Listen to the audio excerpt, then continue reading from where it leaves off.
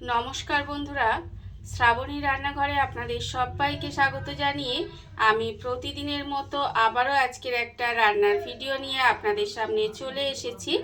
আজকের আমি আপনাদের লাউয়ের মধ্যে অল্প একটু বড়ি দিয়ে একটা অসাধারণ রেসিপি বানিয়ে দেখাবো। আশা করি আপনাদের ভালো লাগবে।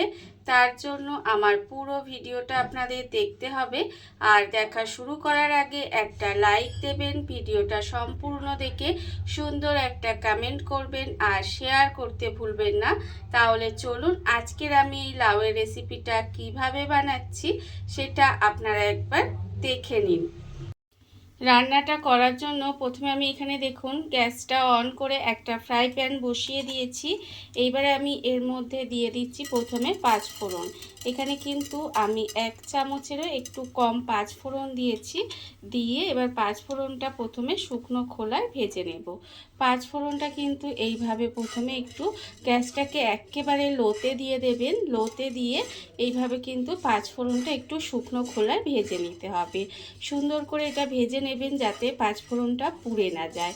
আজকের আমি লাউ আর বড়ি দিয়ে যে রেসিপিটা আপনাদের দেখাচ্ছি সেটা কিন্তু খেতে ভীষণ সুন্দর হয়। অল্প তেল মশলায় খুব তাড়াতাড়ি রান্না হয়ে যায়, অথচ খেতে অসম্ভব সুন্দর লাগে। বিশেষ করে এই গরমকালে কিন্তু এই রেসিপিটা কিন্তু এই গরমের জন্য একদম পারফেক্ট একটা রেসিপি।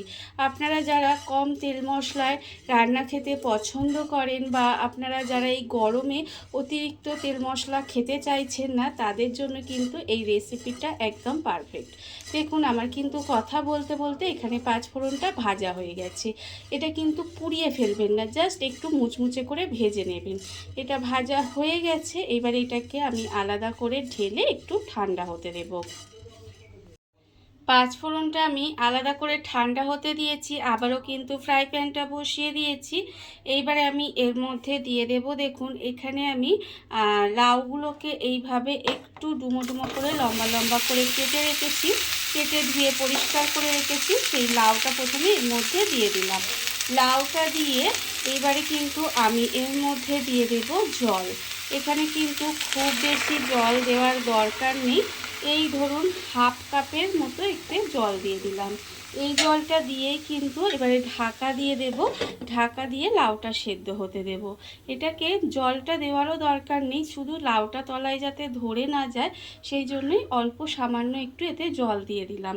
এতে কি হবে, লাউটা ভাপানো হয়ে যাবে আর লাউ থেকে লাউটা নিচে ধরেও যাবে না। সেই জন্য অল্প সামান্য একটু জল দিয়ে লাউটাকে এখানে সেদ্ধ হতে দিলাম। এটা যতক্ষণ হচ্ছে ততক্ষণ দেখুন অন্যদিকে আমি যে 5 ফোড়নটা আলাদা করে ঢেলে রেখেছিলাম, ঠান্ডা হতে দিয়েছিলাম, সেটাও কিন্তু আমার এখানে ঠান্ডা হয়ে গেছে। এইবারে এই 5 ফোড়নটাকে আমি একটু গুঁড়ো করে নেব। 5 ফোড়নটা কিন্তু একটু গুঁড়ো করে নিতে হবে। 5 ফোড়নটা আমি এখানে গুঁড়ো করে নিয়েছি। আসলে 5 ফোড়নটা অল্প ছিল, তাই আমি এখানে শিলেই গুঁড়ো করে নিয়েছি। এটা গুঁড়ো করা হয়ে গেছে। এবারে আমি এটাকে আলাদা করে রেখে দেব। 5 ফোড়নটা আলাদা করে রেখে দিয়ে আমি কিন্তু এখানে আরেকটা মশলা রেডি করব। তার জন্য নিয়েছি মিক্সি জার। মিক্সি জারের মধ্যে এখানে দিয়ে দিচ্ছি প্রথমে আদা। এখানে কিন্তু অল্প সামান্য একটু আদা দিয়ে দিলাম। আর দেব আমি এখানে হাফ চামচ সাদা সর্ষে, হাফ চামচ কালো সর্ষে, আর এখানে 1 চামচ পোস্ত। এই সমস্তটাও কিন্তু এখানে মিক্সির মধ্যে দিয়ে দিচ্ছি। মিক্সির মধ্যে দিয়ে দিলাম। এইবার আমি এর মধ্যে দিয়ে দেব অল্প সামান্য একটু নুন। অল্প সামান্য নুন দিয়ে এবারে এটাকে অল্প জল দিয়ে এটাকে খুব ভালোভাবে একটু পেস্ট করে নেব। মশলাটা আমার এখানে রেডি করা হয়ে গেছে। এটা আমি মশলাটা বাটির মধ্যে ঢেলে নিয়েছি। আর অন্যদিকে দেখুন এখানে যে লাউটা আমি সেদ্ধ হতে দিয়েছিলাম সেই লাউটাও কিন্তু এখানে সেদ্ধ হয়ে গেছে। এখানে কতটা লাউটা সেদ্ধ হয়েছে সেটা আমি আপনাদের দেখাচ্ছি। এখানে কিন্তু লাউটা পুরোপুরি সেদ্ধ হয়নি, প্রায় ধরুন 70% মতো লাউটা সেদ্ধ হয়ে গেছে। আর এইভাবেই কিন্তু এই পর্যন্তই লাউটা এখন সেদ্ধ করে নিয়েছি। এবার লাউটাকে আলাদা করে ঢেলে নেব। লাউটাকে আলাদা করে ঢেলে রেখে দেব। লাউটাকে আলাদা করে ঢেলে রেখে দিয়েছিলাম। আর এদিকে দেখুন ফ্রাই প্যানটা আবারও পরিষ্কার করে নিয়ে চলে এসেছি। এইবার রান্নার জন্য কড়াই দিয়ে ফ্রাই প্যানে দিয়ে দিলাম সর্ষের তেল। এখানে কিন্তু বেশ কিছুটা পরিমাণে সর্ষের তেল দিয়ে দিলাম। দিয়ে তেলটাকে প্রথমে খুব ভালোভাবে একটু গরম করে নেব।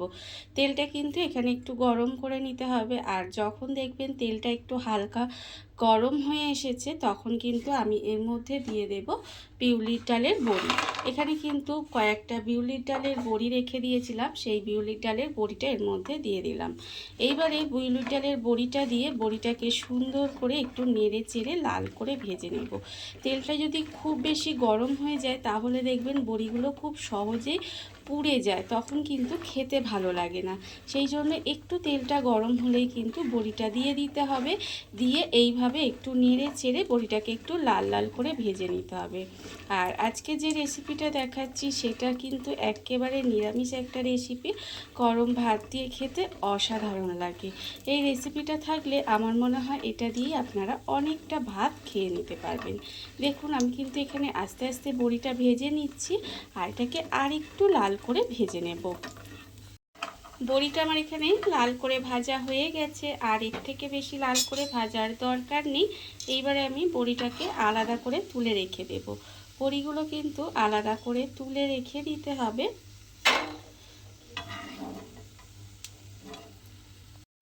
বড়িটা আমি আলাদা করে তুলে রেখে দিয়েছি। এবার এই তেলের মধ্যেই রান্নাটা করব। তার জন্য প্রথমে দিয়ে দেব অল্প সামান্য একটু পাঁচফোড়ন।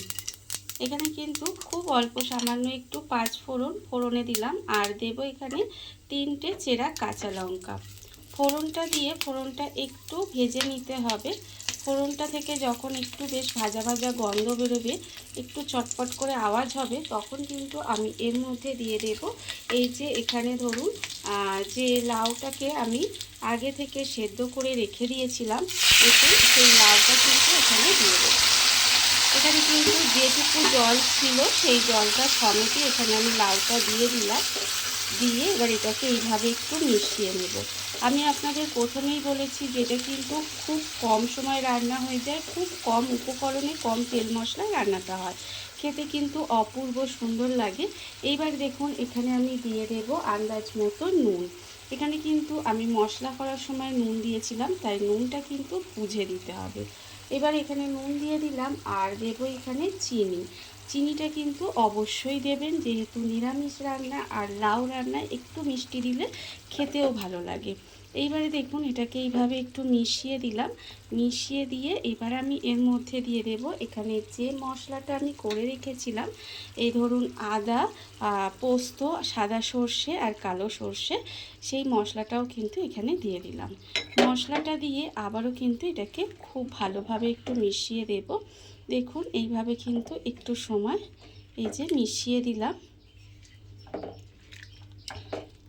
এইবারে আমি এর মধ্যে দিয়ে দেব, দেখুন এইভাবে মিশিয়ে দিতে হবে। মিশিয়ে দিয়ে আমি কিন্তু আর এখানে এক্সট্রা কোনো জল দিইনি, সেটা আপনারা দেখতেই পেলেন। এবার এর মধ্যে দিয়ে দেব এখানে আমি যে বড়িটা ভেজে রেখেছিলাম, সেই বড়িটা, ভাজা বড়িটা এর উপর থেকে দিয়ে দিলাম। দিয়ে এবার এটাকে একটু সময় এইভাবে ঢাকা দিয়ে রান্না হতে দেব। আর কিন্তু কোনো জল দেওয়ার দরকার নেই, কোনো কিছু দেওয়ারই দরকার নেই। জাস্ট গ্যাসটাকে একেবারে লোতে দিয়ে দেবেন।